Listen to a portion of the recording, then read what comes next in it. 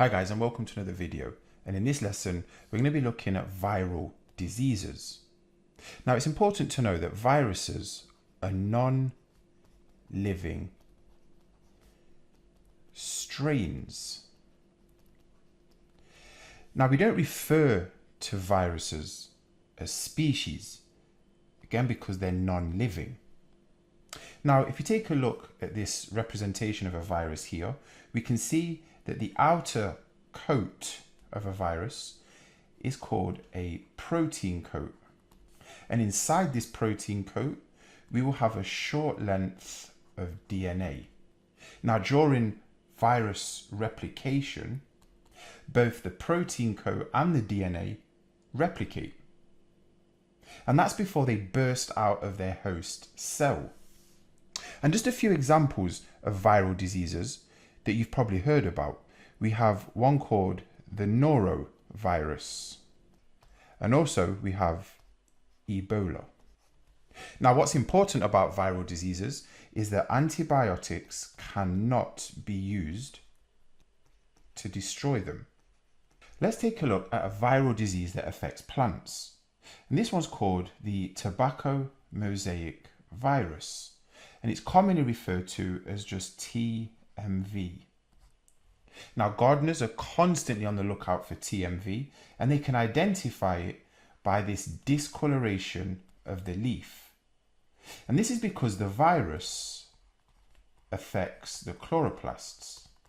Now, the consequence of affecting the chloroplasts is that you have less photosynthesis taking place, which is a massive problem if you're a farmer, because if you're a farmer, you're going to have a reduced yield in your crop. Now, this TMV is usually spread from plant to plant by direct contact. This can either be due to one plant touching another plant directly or via the farmer's hands.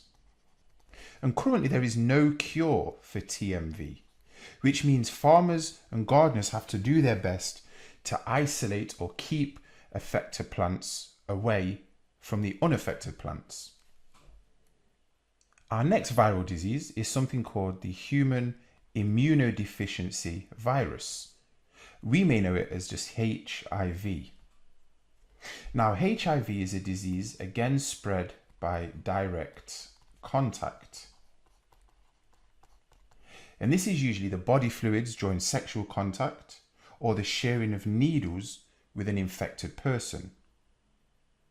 Immediately after contracting HIV, you have flu-like symptoms. Now, if left over time, over weeks, months, or sometimes years, this HIV virus starts to attack the immune system. And at this point, we would say that the HIV has developed into AIDS. There is currently no cure for HIV or AIDS, but infected people may be prescribed an antiretroviral drug. Now, what this antiretroviral drug does is it stops the progression of HIV into AIDS. Now, our final viral disease is measles. Measles is highly contagious, especially among young children, as it's spread by droplets in the air. And we can see on this diagram here some of the symptoms of measles. We can see a skin rash, and we'll also expect a fever. Now, usually in developed countries, you can have a vaccine to protect you from being infected by the measles virus. This is especially important in the older years, as measles for someone who's older can cause infertility. Okay guys, thanks for tuning in. Stay in touch for another video.